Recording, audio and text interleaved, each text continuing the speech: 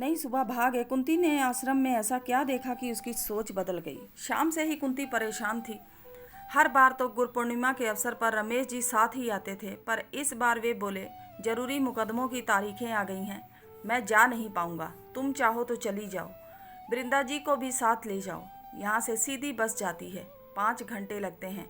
वहाँ से अध्यक्ष मुकेश जी का फ़ोन आया था, सब लोग तुम्हारा इंतज़ार कर रहे हैं, पर जब तुम चल ही नहीं रहे हो तब मेरा जाना क्या उचित है। तुम देख लो, बरसों से आश्रम में साल में 2 बार हम जाते ही हैं। रमेश जी बोले। तब कुंती ने वृंदा जी से बात की थी, वे तो जाने को पहले से ही तैयार थी। वे स्वामी प्रेमानंद जी से मिलने वृंदावन पहले भी हो आई थी। वहीं उनके बड़े गुरु महाराज जी का आश्रम था। वे बहुत गदगद थी, बोली, बहुत ही भव्य आश्रम है, वहाँ विदेशी भी आते हैं। सुबह से ही रौनक हो जाती है, सुबह प्रार्थना होती है, भजन होते हैं, फिर कीर्तन होता है, लोग मृदंग लेकर नाचते हैं। कुंती, सच एक बार तू भी मेरे साथ चलना। ये अंग्रेज तो भाव विभोर ही हो जाते हैं, वहीं पता लगा था। इस बार गुरु पूर्णिमा पर स्वामी प्रेमानंद जी ही वहाँ अपने आश्रम पर आएंगे। बड़े महाराज का विदेश का कार्यक्रम बन रहा है। स्वामी प्रेमानंद जी तो बहुत ही बढ़िया बोलते हैं, क्या गला है, लगता है मानो जीवन का सार ही उनके गले में उतर आया है। वृंदा जी बहुत प्रभावित थी। कुंती को बस मैं अच्छा नहीं लग रहा था। कहाँ तो वह हमेशा रमेश जी के साथ ही कार से जाती थी, किसी दूसरे का रत्ती भर एहसान नहीं। ठहरने की भी अच्छी जगह मिल जाती थी। सोने ठहरने की जगह अच्छी मिल जाए तो प्रवास अखरता नहीं, पर इस बार उन्हें आते ही सबके साथ बड़े हॉल में ठहरा दिया गया था। वहाँ वह थी, वृंदा जी थी तथा 10 महिलाएं और थीं। फर्श पर सबके बिस्तर लगे हुए थे। टेंट हाउस के सामान से उसे चिढ़ थी। उसने मुकेश भाई से बात कर अपने लिए आश्रम की ही चादरें मंगवा ली थी। उसने अपना बिस्तर ढंग से जमाया, वहीं पास में अटैची रख ली थी। कुछ महिलाएं उज्जैन इंदौर से आई थीं, कुछ को तो वह पहचानती थी, कुछ नहीं थी। तभी रमेश जी का फ़ोन आ गया था। पूछ रहे थे कि रास्ते में तकलीफ़ तो नहीं हुई।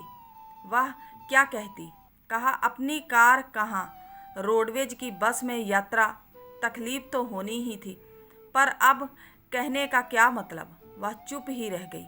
तभी बाहर से वृंदा जी ने आकर कहा, बाहर जानकी बाई आई हैं, तुम्हें बुला रही हैं। वे कब आई? कल ही कार से आ गई थी। वे दूर वाले कॉटेज में ठहरी हैं। वे कार से आई हैं, उन्हें कॉटेज में ठहराया गया है, हमें इस हॉल में तभी बताने आई है। चलती हूँ, वह धीरे से बोली। बाहर कुर्सियाँ लगी हुई थी। जानकी बाई वहीं बैठी थी। आश्रम में सभी उनको जानते थे।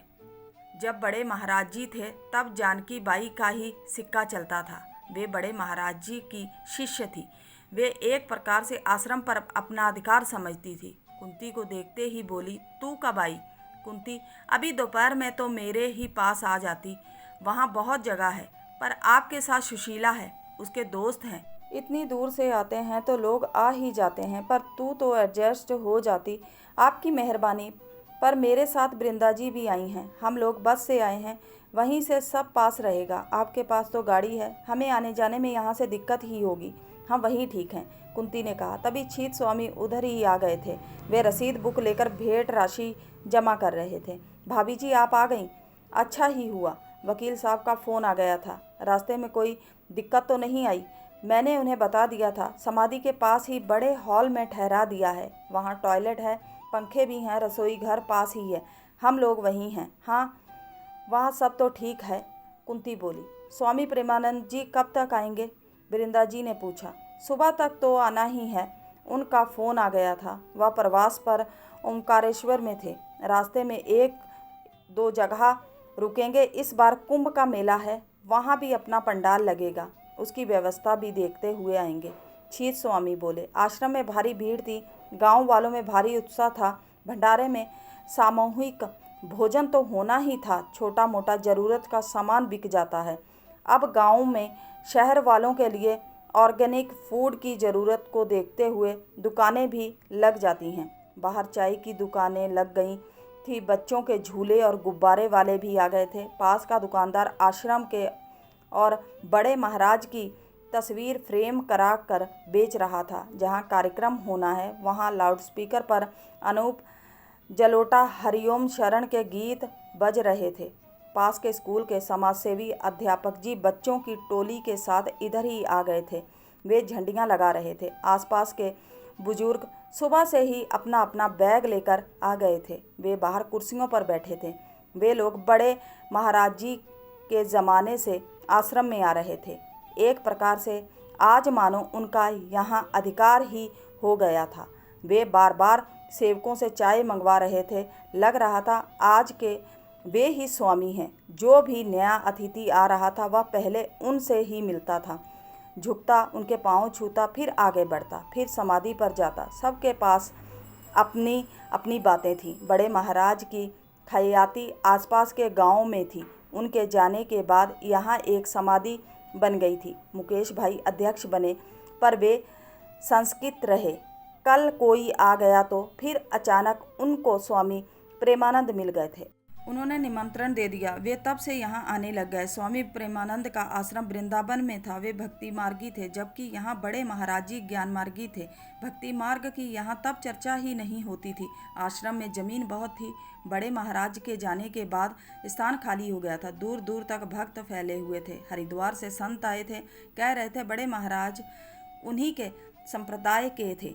प्रेमानंद तो दूसरे संप्रदाय का है, उसके अपने गुरु हैं, उसका यहाँ क्या लेना देना। आसपास के संत भगवाधारी प्रेमानंद के साथ थे। समिति के पदाधिकारी भी प्रेमानंद के साथ हो गए। लोगों ने प्रेमानंद को ही यहाँ का स्वामी मान लिया था। समिति बनी हुई थी जो बड़े महाराज बना गए थे, पर समिति के लोग प्रेमानंद के इशारों पर नाच रहे थे। उसने यहाँ आते ही यहाँ के कर्मचारियों में पैसा बांटा, धार्मिक कर्मकांड किए। उसका गला बहुत अच्छा था, वह बहुत जल्दी लोकप्रिय हो गया। अब आश्रम में बड़े महाराज जी की समाधि थी, जहाँ चढ़ावा आता। उनकी कुटिया थी, पर उसके बाहर स्वामी प्रेमानंद का शासन था। जहाँ गुड़ की भेली होती है वहाँ चींटी आ ही जाती है। यहाँ बहुत महंगी ज़मीन थी, चढ़ावा भी बहुत था। स्वामी प्रेमानंद जम गए थे। अपनी ओर से उन्होंने कई धार्मिक आयोजन किए। छीत स्वामी ग्राम सेवक थे, बहुत कमा लिया था। जब शिकायतें हुई वे स्वैच्छिक रिटायर होकर मुक्त हो गए थे। वे ही यहाँ स्वामी प्रेमानंद के पहले गृहस्थ शिष्य बन गए थे। प्रेमानंद वे विश्वसनीय थे। वे ही आश्रम के कैशियर हो गए थे। प्रेमानंद का मोबाइल उनके ही पास रहता था। उन्हें उनके बारे में पूरी खबर रहती थी। उम्मीद करते हैं आज की कहानी अच्छी लगी होगी। अच्छी लगी है तो सपोर्ट कीजिए। मिलते हैं अगले भाग के साथ, तब तक के लिए बाय।